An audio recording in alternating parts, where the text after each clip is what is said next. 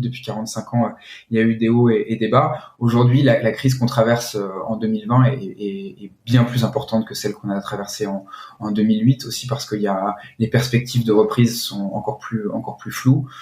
Avant la crise, le Céran, c'était 11 millions d'euros de chiffre d'affaires, plus de 2000 participants par an, et entre 80 et 90 talents à plein temps, et puis un réseau de professeurs et de consultants interculturels de plus de 150 personnes. Aujourd'hui, on ne sait pas encore vraiment où est-ce qu'on va terminer l'année. On va au moins faire moitié moins de chiffre d'affaires par rapport à l'année dernière, et on va avoir un EBITDA qui va être négatif, là où l'année dernière on avait un EBITDA qui était positif. Si on n'utilise pas cette épreuve et cette période pour ressortir plus fort de cette crise, alors tous ces efforts seront vains, et nous, je sais qu'on voit ça comme une opportunité au Céran pour rattraper l'écart qu'il y avait avec nos concurrents, et puis essayer de le creuser aussi. Je pense que on va tous avoir une année un peu difficile et très mauvaise en termes de chiffres financiers. Je suis Carole Stromboni pour le podcast L'épreuve coronavirus. J'échange avec des dirigeants et des dirigeantes de PME qui font face à la pandémie et à ses répercussions sur leur activité. Dans cet épisode, je suis avec Jean de Villeneuve du Céran. Le Céran, c'est un organisme de formation linguistique et interculturelle qui, depuis 45 ans, accompagne des hommes et des femmes à mieux se comprendre et à mieux communiquer ensemble.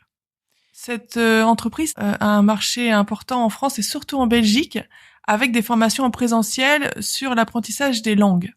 Pendant tout notre entretien avec Jean, j'ai pensé à ce mythe de la tour de Babel. Vous savez, dans la Bible et dans la tradition plus généralement judéo-chrétienne, on imagine que des humains ont voulu construire une tour très haute à une époque un peu d'âge d'or où tout le monde parlait la même langue, et ce serait Dieu qui aurait inventé toutes ces langues pour les empêcher de travailler ensemble. Dans le milieu de l'innovation et plus particulièrement du mode projet, on fait souvent le parallèle avec le fait que si personne ne parle le même langage, et on n'arrivera pas à construire un projet ambitieux, en tout cas même une tour qui tient debout. Donc, d'où l'importance de parler le même langage, d'avoir la même méthodologie, que ce soit du mode projet, que l'on parle innovation, transformation, peu importe, méthode agile, qui sont assez à la mode. Tout ça, ça participe finalement d'une augmentation d'une capacité à travailler ensemble, à créer ensemble, à co-créer ensemble. Et c'est ce à quoi œuvre Céran, donc l'apprentissage des langues. Je trouvais que c'était intéressant d'avoir cette image dans cette période comme la nôtre difficile, où on est face à une catastrophe. C'est la première fois finalement que le monde entier est confronté à un phénomène commun avec ce virus qui perturbe très profondément l'économie, le psychique. On voit des États choisir des stratégies politiques différentes.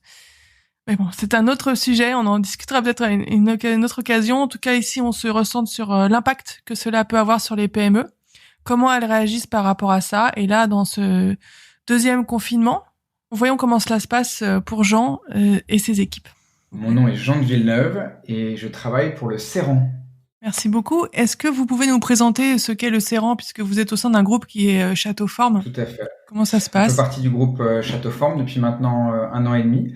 Le Céran, c'est une société qui est dédiée à l'accompagnement des collaborateurs à l'international en proposant des parcours de formation sur les thématiques de la mobilité, la communication, le management international et les langues. On existe depuis 45 ans.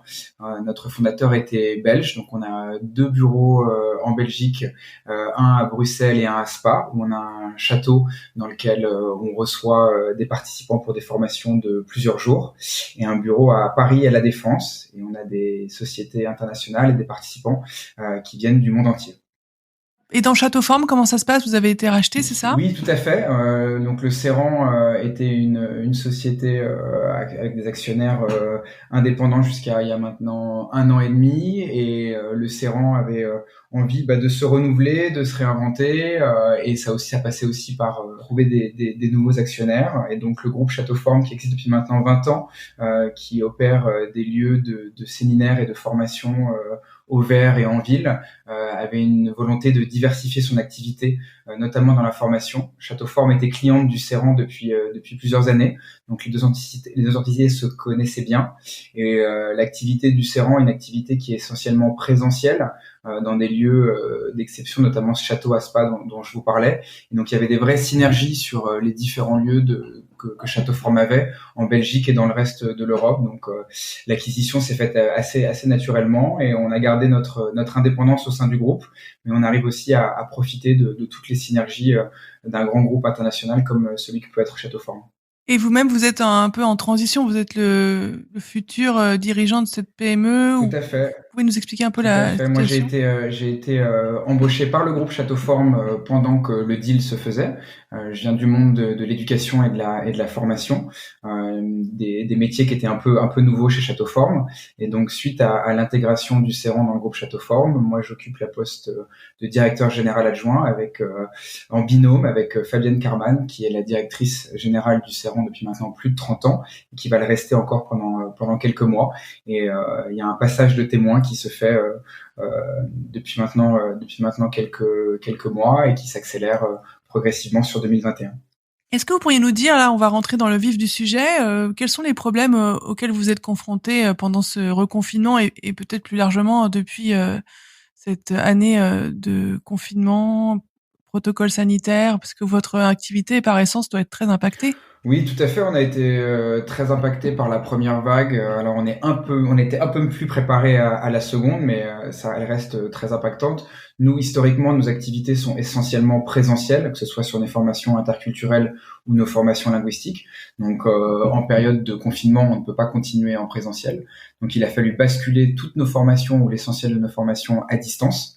Ça veut dire mettre en place les bons outils, accompagner nos formateurs aussi à utiliser ces outils, pour que, in fine, ces formations qui sont basculées à distance aient la même pertinence et la même efficacité avec nos apprenants. On a dû aussi faire face à une baisse de l'activité conséquente, puisque nos clients sont essentiellement B2B, avec malheureusement la formation sont des budgets qu'on coupe un peu lorsque on est en période de crise ou qu'il y a un climat d'incertitude. Donc aujourd'hui, on espère terminer l'année à un petit peu moitié moins de chiffre d'affaires de ce qu'on faisait l'année dernière. Donc vous imaginez qu'en termes de coûts et d'impact sur la société, ça rend les choses assez compliquées en effet. Quelles sont les formations qui sont peut-être plus demandées pendant cette période? C'est une bonne question. Alors les formations langues, la demande pour les formations langues a augmenté. On remarque que les gens qui sont en chômage partiel ou qui ont encore plus besoin de communiquer dans cette période de crise veulent améliorer leur niveau linguistique. La mission du Céran, c'est d'accompagner des femmes et des hommes de langues et horizons culturels différents à mieux communiquer et se comprendre. Et donc, mieux communiquer et se comprendre en période de crise, c'est évidemment essentiel. Je vous prends un exemple. On a l'essentiel de notre activité sur le marché belge. Le gouvernement belge a changé de gouvernement récemment. Et donc, on a formé certains ministres et certains membres de ce nouvel gouvernement en néerlandais et en français, puisqu'évidemment, la communication était critique. Et puis, il y a l'activité management international, le fait de communiquer avec des équipes à distance a beaucoup changé, donc mieux comprendre, mieux appréhender la culture de chacun dans un contexte de crise, dans un contexte de management à distance est aussi devenu critique. Donc on a vu une vraie demande augmenter de la part de nos clients pour ce type de formation. Ah, très intéressant. Et en miroir, qu'est-ce qui a baissé comme type de Ce qui a baissé, demande pour les formations? c'est plus sur l'aspect pratique, on va dire. Aujourd'hui, le cœur du réacteur du Céran, c'est de faire des formations résidentielles de plusieurs jours. Donc, on a des gens du monde entier qui viennent se former dans notre château dans le sud de la Belgique et qui passent quelques jours avec nous. Ça, aujourd'hui, c'est difficile pour les gens de se déplacer. Il y a un contexte sanitaire qui est compliqué, même si on a réussi à réouvrir au mois de juillet en mettant toutes les mesures sanitaires pour protéger et nos participants et nos talents. Mais ça, évidemment, la demande pour ce genre de formation a baissé, et on essaie de leur proposer des alternatives, puisque la problématique de mieux communiquer et de mieux se comprendre, elle, n'a pas changé. Oui, c'est une très belle mission, effectivement. Moi, je m'intéresse aussi beaucoup aux chiffres et à la technique. Vous dites que vous avez déployé une formation à distance. Est-ce qu'avant, elle existait? Et si oui, quel outil utilisez-vous? Alors, elle existait avant, on l'a proposée à nos clients. Nous, en interne, on favorisait l'outil Zoom, qui est un outil qui a bien explosé pendant la crise, donc c'est un outil qu'on maîtrisait déjà pas trop mal. On est souvent aussi face à une problématique où les entreprises nous imposent leur propre outil pour des raisons de sécurité interne. Donc à ce moment-là, il faut le mettre en place avec nos collaborateurs et avec nos professeurs. Mais aujourd'hui, l'outil Zoom, c'est un outil qui marche plutôt assez bien et que nos professeurs commencent à bien maîtriser. Oui, vous n'utilisez pas une plateforme de LMS spécifique, vous utilisez la visioconférence et après vous adaptez un peu votre pédagogie au distanciel, c'est ça Tout en à fait. fait? Alors sur la partie vraiment visio, aujourd'hui on utilise Zoom, Teams ou l'outil interne de l'entreprise. Mais pour la partie pédagogique, partage de ressources, de documents, communication entre le professeur et l'apprenant, suivi de la formation, là on a notre propre LMS qui s'appelle le Iceran, auquel on donne accès à nos participants. Mais ça reste deux outils différents. Un des challenges évidemment, c'est de pouvoir intégrer tout ça et de le maîtriser. Ça fait partie des projets de transformation digitale qu'on est en train de mettre en œuvre avec notre équipe. Oui, oui, bah, effectivement, c'est une des pistes qu'il faut absolument explorer vu la situation du monde et le fait qu'on est dans cette nouvelle normalité. Est-ce que vous pourriez partager un peu le côté impact chiffré? On n'a pas abordé le sujet de, je sais pas, de votre chiffre d'affaires, nombre d'employés, comment vous avez un peu digéré. Et puis si vous existez depuis très longtemps, il y a aussi la question de la crise de 2008, mais vous y étiez peut-être pas, donc enfin vous n'y étiez pas. Souvent, je demande aussi l'impact aujourd'hui par rapport à 2008. Donc, je sais pas si vous avez un historique Alors oui, là-dessus. oui, on a un historique là-dessus, même si moi je faisais pas encore partie de l'équipe du Serran en 2008. Les gens avec qui je travaille et l'équipe dirigeante qui m'accompagne au Serran, elle était bien présente en 2008. Donc c'est pas la première crise, comme vous dites, depuis 45 ans, il y a eu des hauts et des bas. Aujourd'hui, la crise qu'on traverse en 2020 est bien plus importante que celle qu'on a traversée en 2008, aussi parce qu'il y a les perspectives de reprise sont encore plus floues. Avant la crise, le Serran, c'était 11 millions d'euros de chiffre d'affaires, plus de 2000 participants par an, et entre 80 et 90 talents à plein temps, et puis un réseau de professeurs et de consultants interculturels de plus de 150 personnes. Aujourd'hui, on ne sait pas encore vraiment où est-ce qu'on va terminer l'année, mais je vous le disais en préambule de cette conversation, on va au moins faire moitié moins de chiffre d'affaires par rapport à l'année dernière, et on va avoir un EBITDA qui va être négatif, là où l'année dernière on avait un EBITDA qui était positif. Oui, la situation est pas simple. Est-ce que vous avez activé certains dispositifs de l'État? Parce que là, vous parlez beaucoup du marché belge, mais comme l'actionnaire principal est Châteaufort, mais je vois que vous êtes à Puteaux, si je me trompe pas. Vous êtes une société française maintenant? Comment ça se passe? Tout à fait. Bon, le groupe est français, le groupe Châteaufort est français, même s'il est sur 6 Oui. pays différents. Donc c'est vrai que nos équipes financières jonglent un petit peu sur les différentes mesures qui sont prises par les gouvernements de chaque pays. Le groupe Châteaufort a fait un dossier de PGE et l'a obtenu il y a quelques mois déjà. Donc l'avenir du groupe est assuré. Et à ce titre, étant filiale du groupe Châteaufort, on pourra bénéficier d'un soutien financier de maison mère à filiale. Et puis sur l'entité française du Serran, on a demandé un PGE. On a aussi demandé des lignes de crédit à nos banques qui nous suivent depuis très longtemps. C'est aussi l'avantage d'avoir un historique avec ces banques sur l'entité belge. Et une des mesures qu'on a beaucoup préservé l'emploi et la trésorerie évidemment du Serran, ce sont les mesures de chômage partiel qui sont un petit peu différentes entre la France et la Belgique, mais qui restent quand même très appréciées et qui nous ont beaucoup aidés. Oui, oui, j'imagine.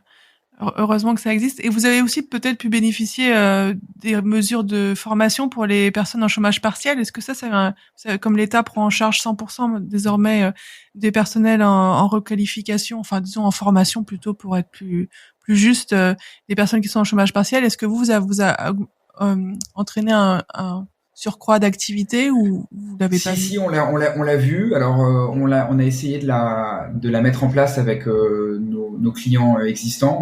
On a la chance d'avoir des grands comptes qui nous font confiance depuis plusieurs années, avec qui on a une vraie relation de confiance. Donc, quand justement il y a des aides comme ça qui sortent, c'est souvent de la co-création. Et puis avec les OPCO aussi qui ont accompagné sur ce processus, qui je crois que je peux référer, qui est le processus du financement FNE. Donc, on l'a fait avec plusieurs de nos clients. Ça s'est plus ou moins bien passé parce que c'est vrai qu'entre ce qu'a annoncé le gouvernement sur une prise en charge à 100% rapide si la formation était inférieure à un certain montant, la réalité est parfois un petit peu différente, mais ça reste malgré tout une très bonne mesure. Nous-mêmes, à titre personnel, on a essayé de la mettre en place parce qu'on a certains de nos collaborateurs qui sont en chômage partiel et qui veulent se former, pas forcément au CERAN, mais ailleurs. Ce qu'on espère, c'est que là, avec le reconfinement et la prolongation des mesures du chômage partiel, cette mesure va être à nouveau disponible pour toutes les entreprises françaises.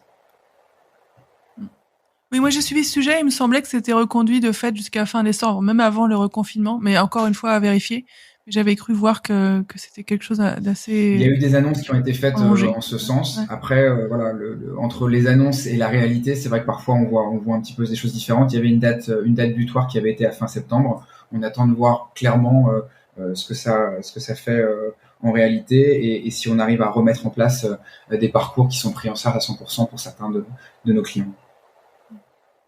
Oui, c'est ce que je constate avec beaucoup de chefs d'entreprise que j'interviewe, c'est le décalage entre les annonces et la réalité des choses. J'avais même sorti un kit de résilience dans lequel j'interviewais une avocate qui justement alertait les chefs d'entreprise sur ces sujets-là parce qu'il y a des annonces et après il y a des conditions parfois plus restrictives. Donc parfois les chefs d'entreprise sont mis en difficulté puisque on entend dans les médias telle mesure et après c'est pas vraiment ça qui est fait qui est réalisé, ou alors sous conditions qui n'étaient pas annoncées au préalable.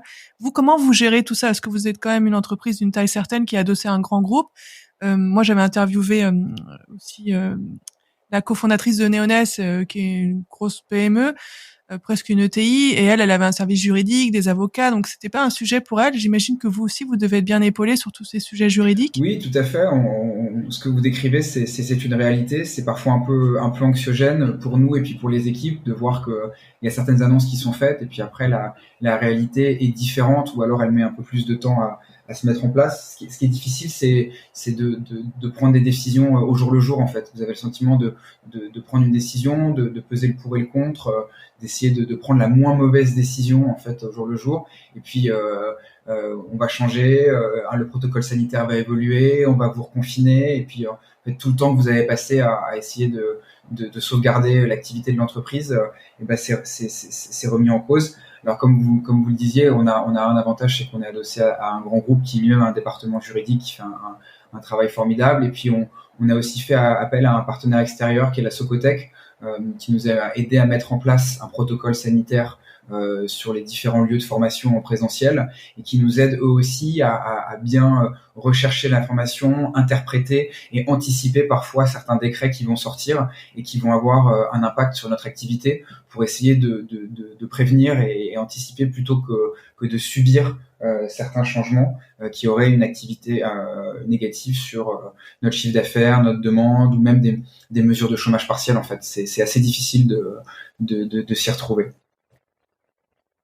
Oui, c'est très juste. Et justement, quelles sont les questions qui restent encore ouvertes à ce stade, au jour d'aujourd'hui, en fait, pour vous, qui n'ont pas encore de réponse? La vraie question, c'est la question de la reprise, en fait. Je pense que sur le premier confinement, je pense que personne ne s'attendait à ce qu'on soit reconfiné une deuxième fois et puis quelques mois après. La question, elle est de se dire aussi, en tout cas sur nos activités de formation, le confinement et cette crise du Covid a changé la perception de la formation et la manière dont les gens allaient travailler, allaient consommer de la formation, allaient revenir au bureau. Donc il y a aussi un nouveau monde du travail qui est en train de se profiler. Et donc ça va avoir un grand impact sur la formation. Et donc on ne sait pas vraiment encore en fait comment vont réagir nos clients, et en termes de volume et en termes de modalités de formation. On est en train de l'anticiper. On se parle beaucoup entre pairs pour pouvoir proposer des solutions. On profite de cette crise pour faire des tests, pour faire des pilotes. Donc voilà, il y a une vraie incertitude sur quel va être le paysage de la formation après le Covid. Et puis il reste quand même une incertitude aussi sur les mesures de chômage partiel, les aides du gouvernement, combien de temps ça va durer et combien de temps on peut rester comme ça. Voilà. Sans vouloir être trop anxiogène, voilà, aujourd'hui ces mesures sont très positives, elles nous ont beaucoup aidé sur la trésorerie, mais voilà, c'est prêt, ces mesures-là, on sait qu'elles ne vont durer qu'un temps, il faut que l'activité reprenne, il faut que le chiffre d'affaires reparte, il faut qu'on puisse prester nos formations, parce que sinon alors c'est juste une perfusion qu'on donne aux entreprises, et c'est sur le long terme pas très sain. Donc il y a un travail de transformation qui est à mettre en place aussi pour être moins dépendant de toutes ces aides et moins dépendant de ces crises, parce que je pense que ça serait une utopie de penser que ce type de crise ne se peut plus se profiler, ou en tout cas c'est la responsabilité d'un dirigeant d'anticiper qu'une nouvelle situation comme celle-là peut se passer. Oui, tout à fait. Il faut avoir une approche vraiment stratégique, et là on est en plein dans le management dans l'incertitude au niveau mondial. Donc effectivement, ce sont des défis de taille pour des chefs d'entreprise comme vous. Vous avez mentionné à plusieurs reprises la transformation. Moi, c'est un sujet qui m'intéresse beaucoup, même si je l'approche plutôt du côté de l'innovation. Mais les deux sont vraiment très liés. Quels sont vos projets actuellement pour faire justement face à tout ça et vous adapter? Il y a plusieurs projets. Il y a une transformation des produits et des solutions qu'on propose à nos clients. Et puis il y a une transformation en interne sur la variabilisation des coûts, et puis essayer de donner plus d'indépendance et d'outils à nos collaborateurs pour qu'ils soient plus productifs et plus efficaces, notamment en temps de crise. Donc sur le premier sujet, sur le sujet de l'innovation produit, je vous le disais en début de conversation, on est très exposé au présentiel.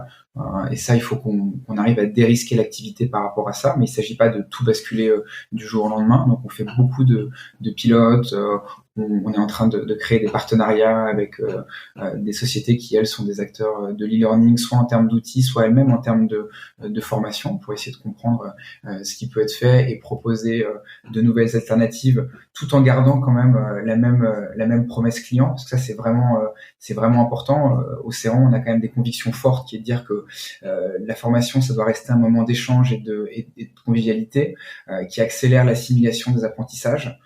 Et il faut qu'on puisse placer quand même les besoins et les attentes des participants au cœur de la proposition. Donc digitaliser ou distancialiser, mais en perdant cette promesse client, ça aujourd'hui c'est pas une option. Et donc ça va prendre du temps de trouver la bonne recette pour digitaliser certains de nos services, tout en gardant cette promesse client, parce que on n'est pas une jeune société, ça fait 45 ans qu'on existe, ça fait 45 ans qu'on a des gens qui nous font confiance, des partenaires qui nous font confiance, et s'ils nous font confiance, c'est parce qu'on a aussi réussi à garder cette promesse client. Donc c'est ce qui fait tout l'intérêt et aussi toute la difficulté de ce projet de transformation. Et puis sur l'interne, sur les projets de transformation interne, je vous parlais de variabiliser les coûts. Je vous le disais, on a un château, c'est une chance énorme, on a 70 chambres, on a une activité hôtelière sur le site. Cette activité, il y a des coûts fixes, et ça, quand l'activité diminue fortement ou qu'on doit la fermer, ces coûts fixes, il faut pouvoir les maîtriser. Donc on a des gens en interne qui travaillent à variabiliser ces coûts-là, sans perdre aussi la magie et la chaleur ajoutée, comme on l'aime l'appeler chez Château Forme. Et aujourd'hui, il n'y avait pas avant la crise du Covid, au Céran, on télétravaillait très peu parce qu'on n'avait pas aussi les bons outils IT pour le faire. Ils n'étaient pas complètement dématérialisés. Donc, on a aujourd'hui un responsable informatique qui fait un travail titanesque pour aider tous nos collaborateurs à des choses aussi simples que continuer à pouvoir répondre au téléphone, envoyer un mail, avoir accès au CRM, envoyer des propositions à des clients, mettre en place des parcours de formation depuis son domicile, chose qu'on ne pouvait pas faire avant. Très intéressant. Et cette promesse client, pour moi, de là où je me place, en fait, c'est vraiment votre colonne vertébrale, et c'est aussi votre force, même si vous l'avez décrit comme une condition, parfois peut-être une contrainte, mais en tout cas, il me semble que c'est vraiment une force pour vous. J'ai l'impression que vous travaillez aussi un peu en open innovation. Vous avez mentionné des partenaires innovants. Est-ce que vous avez un peu qualifié votre stratégie comme ça d'open innovation ou ça s'est fait plutôt instinctivement? Oui, quand il faut aller chercher aussi ailleurs les bonnes idées. Il faut pas croire qu'on peut tout faire. Et puis je pense que voilà, traditionnellement, on s'est aussi inscrit nous un peu comme gardien du temple d'une méthode et d'une modalité de formation qui a très bien marché. Donc parfois, je pense que l'open innovation c'est aussi intéressant quand nous-mêmes en interne on a du mal à innover. Donc on a vous voyez, avant de commencer cette conversation avec vous, j'étais avec un des acteurs majeurs de la formation e-learning en B2C, qui lui aussi cherche à se diversifier, à faire plus de formations en one-to-one et d'essayer de remettre un peu d'humain dans ce qu'ils font. Donc on est en train de mettre en place un pilote. On est complètement à l'opposé des spectres de la formation linguistique et pourtant on tend tous les deux vers la même chose. Donc c'est ce qui fait que c'est vraiment intéressant. On est en train aussi de mettre en place un projet où on a une centaine de professeurs de langue dans toute l'Europe qui travaillent avec nous, de proposer à ces professeurs de langue de mettre en commun eux ce qu'ils ont appris sur leur pédagogie lorsqu'ils font des formations à distance, en partageant les bonnes pratiques. Ça part de là aussi. Et puis en interne, proposer aux gens lorsqu'ils ont un projet de pouvoir le mettre en place et ensuite de le partager. Parfois il faut commencer petit à petit, pas à pas, et puis apprendre de ses erreurs, parce que le projet de transformation qu'on a, il est tellement titanesque que si on le pense un peu trop et si on l'intellectualise un petit peu trop et qu'on ne le commencera jamais, et alors le retard qu'on a accumulé ne va que s'aggraver et on va perdre en compétitivité sur le marché. Oui, c'est vrai que des petits changements peuvent faire de grandes différences et que ces petits changements, ils ont un impact réel quand ils résolvent des problèmes. Parce que finalement, l'innovation, c'est beaucoup une résolution de problèmes et il faut trouver les bons problèmes à résoudre pour justement embarquer en interne vos équipes et puis que vous ayez des clients en face qui montent aussi dans ce nouveau train que vous leur proposez. Donc parfois, effectivement, il faut savoir commencer petit, comme on dit en innovation, et grandir vite. Et moi, ce qui m'intéresse beaucoup, et c'est pour ça que c'est passionnant de discuter avec vous, c'est le défi que rencontrent des entreprises comme la vôtre, qui sont, 45 ans, c'est pas rien, ça fait une histoire, des équipes et qui justement essaient de se transformer et qui sont aussi un peu contraints par cette crise à accélérer des choses qui étaient peut-être en jachère, mais qui n'allaient pas à un rythme très fort, toujours très soutenu, parce que voilà, on a aussi le poids de l'histoire et de la culture. Et donc, est-ce que vous voyez finalement cette crise comme fait quelque chose de difficile, mais aussi une opportunité? Mais complètement. Je pense que vous avez bien cerné le problème. Lorsque vous avez une entreprise qui existe depuis très longtemps, qui en plus a réussi à développer une singularité, quelque chose de très spécifique à sa méthodologie ou à son produit, le remettre en question, se transformer, voilà, on le voit comme un danger. Donc c'est pas toujours évident. Je pense que nous, sur le métier dans lequel on était, on savait que la part de présentiel dans la formation allait diminuer, on le voyait déjà, mais on avait un peu la stratégie des derniers des Mohicans, en se disant que voilà, il y aurait toujours de la place pour de la formation en présentiel, immersion linguistique. C'est le cas, on y croit dur comme fer, mais c'est pas soit l'un soit l'autre, c'est et l'un et l'autre, parce que voilà, quand on fait face à la crise, on voit qu'on n'a plus le choix. Ou alors aussi nos participants nous disent c'est très bien de venir une semaine me former chez vous, mais ça ne dure qu'une semaine. Qu'est-ce que je fais le reste de l'année? J'aimerais bien retrouver justement ce qui font le succès de vos formations, de votre méthodologie pour le remettre le reste de l'année. Et toute la difficulté, elle est de ne pas diluer l'ADN de la société, d'embarquer les équipes vers ce projet de transformation, mais en même temps en leur faisant bien comprendre. Et c'est vrai que la crise du Covid pour ça a été ça nous a beaucoup ouvert les yeux, leur faire comprendre que il faut avancer, il faut se transformer. Avec aussi un peu le petit bémol, c'est que innover, ça coûte de l'argent, ça prend du temps aux équipes, ça fait parfois appel à des nouvelles compétences qu'il faut acquérir, il faut se former pour ça, et que en temps de crise, on est un peu tous sur le pont à travailler, à essayer un peu en mode pompier. Et donc la crise et l'innovation, quand on n'est pas équipé pour ou structuré pour, qu'on l'a pas fait historiquement, c'est pas toujours deux choses qui font bon ménage. Oui, c'est vrai, c'est un vrai défi.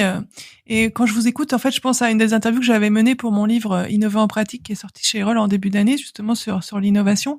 J'avais interviewé Agnès Pannier-Runacher, qui était à l'époque secrétaire générale auprès des PME, mais aussi elle avait été DG pendant 5 ans de la Compagnie des Alpes. Oui, Compagnie des Alpes, ce sont tous les parcs d'attractions et les remontées mécaniques. Elle avait engagé un travail vraiment impressionnant sur ce capital culturel dont vous aussi que vous avez aussi dans votre structure. Et je me souviens très bien, elle avait donné cet indicateur de performance qui était la très grande satisfaction client. Et c'était ça qui guidait finalement l'action de toutes ces équipes. Alors, elle a fait beaucoup d'autres choses, hein, de promotion interne, aussi de transformation digitale, de changer de siège, d'avoir un management plus horizontal. Mais ça m'a beaucoup marqué cette idée de être orienté client final et que le principal indicateur c'était la très grande satisfaction, donc pas juste la satisfaction bonne ou mais très grande. Et elle faisait aussi ça évidemment en interne pour ses équipes. Et j'ai même relu dans Challenge je sais plus quelle capitale peut-être, un interview d'une des personnes qui pilote un des parcs. Et il avait mentionné dans son interview qu'il recherchait la très grande satisfaction au client. Je me suis dit les éléments de langage sont toujours là même si elle est partie depuis quelques années. Donc c'est quelque chose qui avait pas mal marqué ses équipes. Donc j'imagine qu'il faut trouver toujours comment faire avancer ce genre de choses. Mais bon, je veux pas trop non mais prendre de temps c'est là-dessus. intéressant parce que on peut complètement s'identifier à ça, surtout dans la formation en fait, quand vous faites vivre une expérience quelle qu'elle soit, que ce soit une formation, que ce soit une expérience hôtelière ou dans le cadre de la Compagnie des Alpes un parc d'attractions.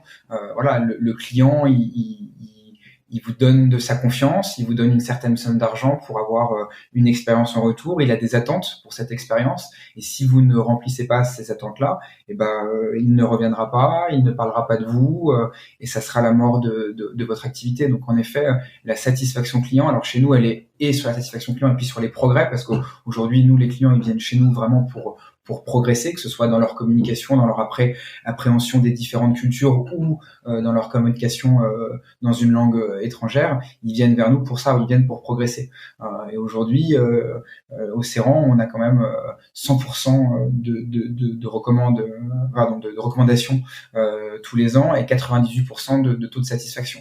Et aujourd'hui, lorsqu'on met en place un nouveau projet, lorsqu'on distancialise une formation, lorsqu'on développe un nouveau produit qui intègre une solution digitale, un des prérequis, c'est de ne pas perdre en satisfaction client. Et on sera, on est et on sera évidemment très très méticuleux, et on regardera de très près à la fin de chaque formation ou de chaque solution déployée si on arrive au même niveau, voire plus. Parce que si ce n'est pas le cas, alors c'est qu'on n'a pas trouvé la bonne solution. Mais on pourra pas transiger là-dessus, c'est une certitude.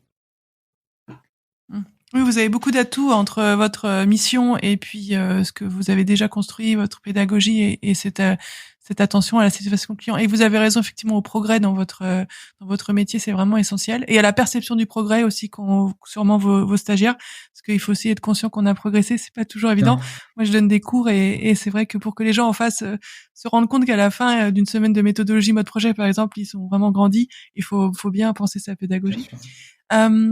J'aurais aimé voir un peu dans mon podcast aussi, j'aime bien voir la personne derrière la fonction. Là, j'entends une pensée stratégique et beaucoup de vision par rapport aux enjeux d'aujourd'hui. Est-ce que donc j'ai trois questions pour commencer ça. C'est est-ce que vous connaissez votre MBTI?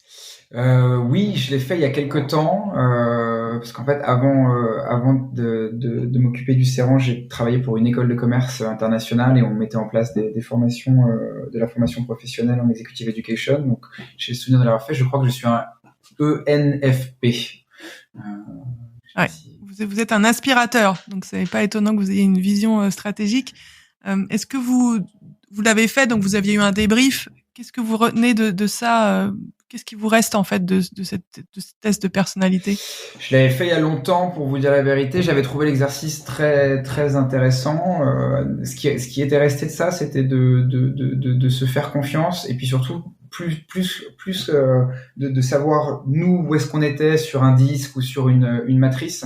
Ce que j'avais trouvé vraiment intéressant, c'est de faire cet exercice en groupe, que ce soit avec votre équipe que vous managez ou avec l'équipe dirigeante de la société ou même avec des partenaires quand on est en train de développer un nouveau projet, parce que je pense que connaître la personne qu'on a en face et partager qui on est avec cette personne-là et ses équipes, ça désamorce beaucoup de situations. Donc j'avais trouvé l'exercice encore plus intéressant lorsqu'il était mis en commun et partagé plutôt que vraiment individuel. Oui, c'est ça. C'est une force aussi, effectivement, de le faire en équipe et de mieux se connaître. Moi, j'avais fait aussi ce genre de choses avec mes équipes. C'était vraiment, c'est ce que vous disiez, en fait, c'est le côté mieux se connaître et puis après pouvoir mieux communiquer. Parce qu'en tant que manager, on vous dit toujours, il faut s'adapter, mais bon, ça reste vague. Alors que quand nous, on sait comment on est, comment sont les autres, dans ce cas-là, on peut avoir des discussions beaucoup plus constructives, pas appuyer là où ça fait mal, et au contraire, savoir communiquer. Donc, effectivement, c'est très important. Et d'ailleurs, c'est ma deuxième question, c'est sur l'énéagramme que vous connaissez pas, je crois. Non. Voilà. L'énéagramme, c'est 9 personnalités, donc il y en a moins que dans le MBTI, et c'est souvent utilisé, d'ailleurs beaucoup aux États-Unis, pour soi-même, mais aussi pour cet intérêt que vous avez vu dans le MBTI, pour savoir ce que je viens de dire, voilà, mieux se connaître. Moi, par exemple, je suis type 7, c'est visionnaire enthousiaste, donc ce que j'aime pas, moi, c'est l'ennui. Donc, et savoir comment je suis, ça m'aide aussi après à communiquer avec des personnes dont je connais l'énéagramme. Mais je vais pas trop m'attarder là-dessus puisque c'est pas un test que Non, vous mais avez je suis en train suivi. de regarder, ça a Et l'air le très dernier, intéressant. Si vous avez des ouais, choses à c'est super. partager, Vraiment, c'est je suis super toujours intéressant. preneur Ouais. de nouveaux moyens de se connaître. Et puis je trouve que c'est, encore une fois, voilà, de nouveaux exercices un peu en préambule d'un séminaire. Alors c'est vrai que nous, on fait partie du groupe Château Forme, donc les séminaires et les moments d'équipe, c'est vraiment important et on sait les apprécier à sa juste valeur. Mais avoir les bons outils et les bons frameworks pour les animer, c'est vraiment important aussi. Ouais. Et comme vous avez dit, c'est un framework, donc c'est juste une grille de lecture de nous-mêmes et des autres, de nos relations, de comment. Et puis il faut savoir après changer de grille de lecture et le prendre comme un outil. Donc moi je trouve ça vraiment bien. Et je l'ai fait sur internet avec des tests gratuits, et je l'ai aussi fait avec une coach spécialisée en énéagramme, et ça confirmait un peu ce que j'avais déjà eu sur internet, mais là avec un débrief personnalisé. J'avoue que ça m'a beaucoup aidé. Et aussi voir mes points de progrès, parce faut toujours qu'on soit on recherche toujours une forme d'équilibre et d'intégration, et quand on fait ce genre de test personnalisé, on voit qu'on est plus ou moins sur certaines habitudes d'être, et donc ça peut aider aussi à être mieux dans ses baskets. Mais voilà. Dernier, c'est plus facile, votre signe astrologique, s'il vous plaît, Jean. Je suis Gémeaux. Et vous connaissez votre ascendant? Non. J'avoue que je n'ai pas vraiment étudié l'astrologie zodiacale. Moi, j'y croyais pas trop non plus, mais je trouve que c'est aussi une grille de lecture intéressante. On se dit souvent que des Gémeaux qui sont très positifs et souriants, plutôt sociables, qui s'adaptent bien, et qui sont souvent d'ailleurs de bons orateurs. Est-ce que vous vous reconnaissez dans cette description très Écoutez, sommaire? oui, elle Parce est que plutôt l'ascendant élogieuse, compte donc beaucoup. ouais, non, ça me parle assez, en effet. Ok, vous aimez plutôt la routine Non, moi ou j'aime plutôt non? justement les challenges et l'incertitude. J'ai eu la chance d'étudier et de travailler à l'étranger. J'ai une grande curiosité. Je pense que une de mes principale qualité, c'est la curiosité. Je pense que c'est vraiment important. Quand on est curieux, on peut tout faire et ça nous mène très loin. J'ai vécu en Chine, j'ai étudié aux États-Unis. Ensuite, mon épouse et moi, on a voyagé pendant 9 mois dans une voiture en Amérique latine. Donc, les langues étrangères et les différentes cultures, ça parlait de manière très très personnelle. C'est pour ça que j'ai aussi tout de suite adhéré au projet du CERAN quand Château Forme m'a proposé de rejoindre cette équipe. Donc oui, la curiosité, l'ouverture et la routine, enfin, la routine n'est pas quelque chose qui me drive et qui me donne de l'énergie. Et je trouve que depuis le début de l'année, justement, c'est pas toujours évident parce qu'on est en confinement, on est face à son ordinateur dans une pièce, mais en tout cas, ce qui nous arrive et les choses qu'on doit gérer sont tellement aléatoires et tellement incertaines que je n'ai pas le sentiment depuis le début de l'année d'avoir eu une journée pareille. Peut-être que j'aurais pu en avoir quelques-unes différentes, mais en tout cas, pour ça, 2020 a quand même eu son lot de surprises et de challenges. Ah oui, ça c'est sûr que si on aime le mode projet, les surprises et les challenges, on est servi cette année. Donc ça c'est sûr que au moins c'est un plus. Et vous avez la chance, c'est bien de pouvoir justement allier un peu cette mission globale et puis vos centres d'intérêt. Et c'est super. J'imagine c'est une sacrée chance quand même de trouver cet emploi. Et j'espère que vous pourrez vous y épanouir dans ce contexte difficile. Je voulais juste vous poser une autre question avant d'aborder les deux dernières questions du podcast. Qu'est-ce que les gens disent de vous Qu'est-ce que vos équipes disent de vous, vos supérieurs hiérarchiques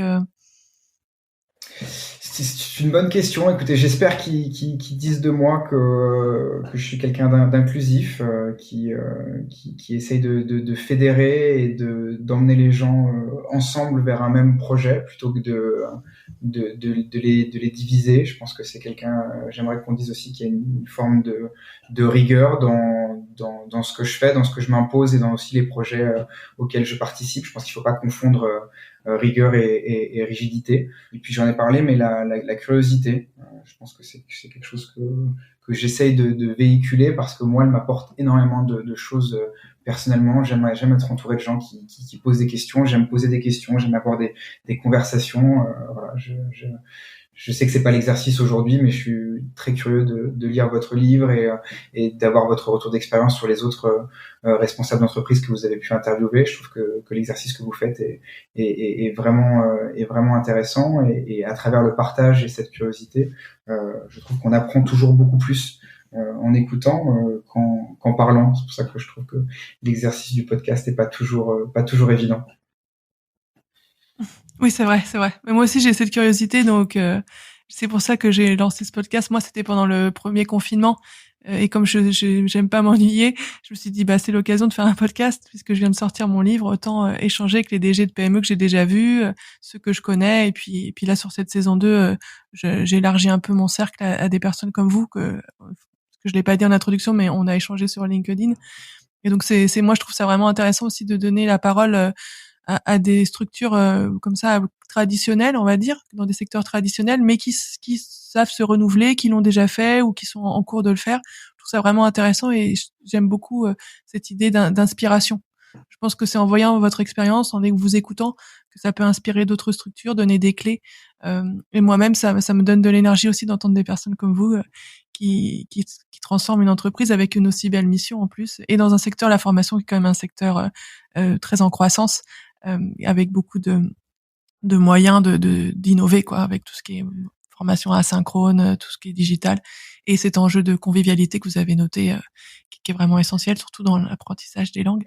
En tout cas, avec plaisir pour en discuter à une autre Non, mais c'est ce qui m'a séduit aussi dans le positionnement Ouais. des interviews et du podcast que vous faites. Je pense que vous avez la chance de pouvoir faire une saison 2. Alors, c'est au détriment des entreprises parce que je pense qu'on n'avait pas envie tous de se reconfiner une deuxième fois, même si évidemment ce confinement est nécessaire. Mais je trouve que quand on a la responsabilité d'une entreprise ou partagée ou à 100%, on est parfois assez seul face à ses décisions, seul face à ses incertitudes et ses doutes.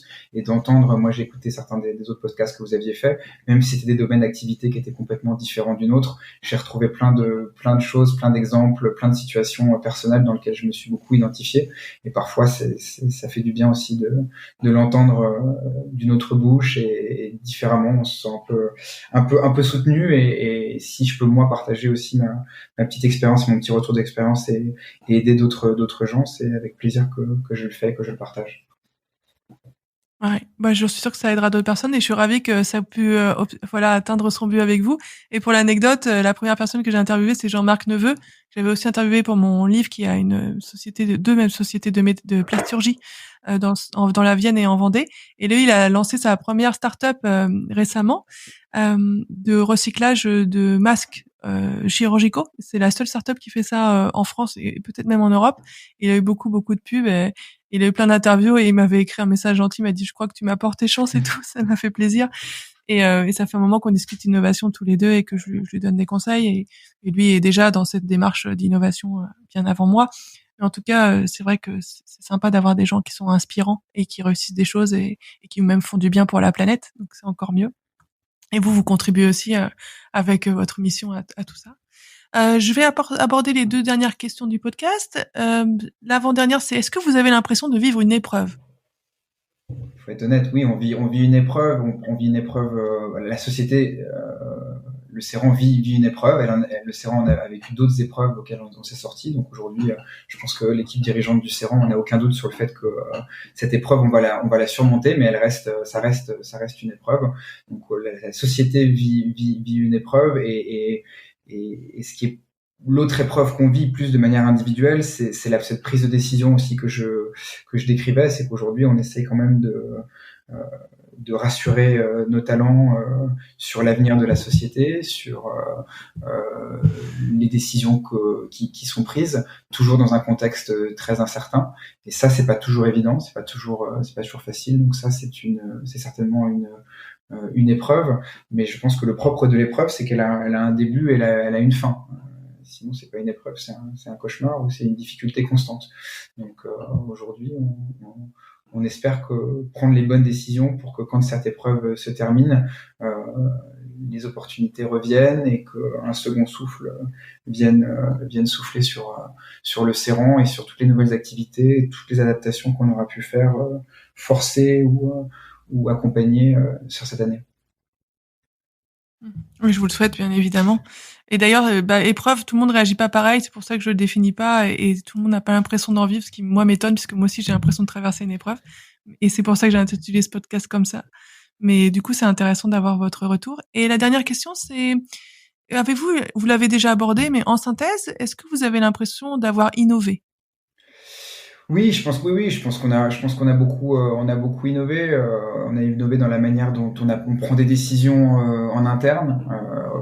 Voilà, on a innové sur la manière dont on travaille. Je trouve que les collaborateurs du Serran et tous nos talents ont réussi à faire autant et même plus dans des conditions qui étaient nouvelles pour eux. Je parlais du télétravail, mais pas seulement, aussi avec des contraintes de productivité plus grandes parce que pour préserver les finances de l'entreprise, il a fallu mettre des gens au chômage partiel. Donc pour moi, c'est ça aussi, c'est l'innovation personnelle sur le mode de management et chacun de nos talents a su innover dans sa manière d'aborder les tâches qui lui étaient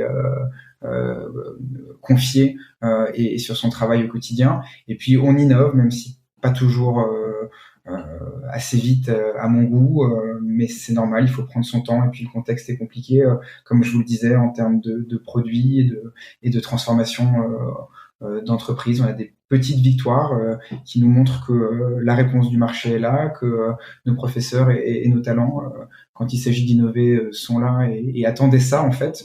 Donc ça, c'est vraiment un des signaux très positifs de cette épreuve, parce que je partage votre avis, c'est une épreuve qu'on vit, c'est qu'on peut sortir de l'innovation, on peut sortir des projets et des choses positives malgré un contexte et un quotidien pas toujours facile. Ouais, c'est très juste de faire le parallèle effectivement avec l'épreuve, parce que moi, quand je pense épreuve, je pense aussi épreuve sportive, là où on se dépasse et finalement on grandit. Et ça peut être ça aussi, même si je nie pas du tout toutes les difficultés personnelles, professionnelles que tout le monde rencontre pendant cette période vraiment d'incertitude. Mais c'est vrai que l'épreuve, ça peut aussi être vu comme ça, et j'ai l'impression que c'est comme ça que vous l'abordez avec cet aspect innovation, transformation. Merci beaucoup. Est-ce qu'il y a quelque chose que vous aimeriez ajouter avant que l'on termine? Écoutez, je souhaite à tous les autres responsables d'entreprise beaucoup de patience et du courage pour ces prochaines semaines. Je pense qu'il y a de la lumière au bout du tunnel pour nous tous. On l'a vu, et nous, ce qu'on essaye de mettre en place, et on commence à en voir les fruits, et je ne peux que conseiller à vos auditeurs de faire la même chose, c'est de ne pas forcément concentrer toute son énergie sur la sauvegarde ou sur la survie de l'entreprise, mais aussi sur sa transformation et sur son innovation. On en a parlé, mais je pense que si on n'utilise pas cette épreuve et cette période pour ressortir plus fort de cette crise, alors tous ces efforts seront vains, et nous, je sais qu'on voit ça comme une opportunité au Serran pour rattraper l'écart qu'il y avait avec nos concurrents, et puis essayer de le creuser aussi. Je pense que on va tous avoir une année un un peu difficile et très mauvaise en termes de chiffres financiers. Si on fait tout ça pour rien, c'est perdu. Donc il faut pas perdre de vue non plus la reprise et cette transformation, et essayer de garder un peu d'énergie aussi pour ça, parce que c'est ça qui au final va assurer la pérennité de l'entreprise, et qui nous permet aussi de sortir de ce climat un peu morose. Moi, je sors beaucoup d'énergie, beaucoup de positivisme quand je mets en place ces projets de transformation, et ça m'aide aussi parfois à faire la balance avec des décisions difficiles à prendre ou des conversations difficiles à avoir. C'était Carole Stromboni pour l'épreuve Coronavirus. Musique originale par Grégory Kahn. N'hésitez pas à laisser un commentaire ou des étoiles. À bientôt!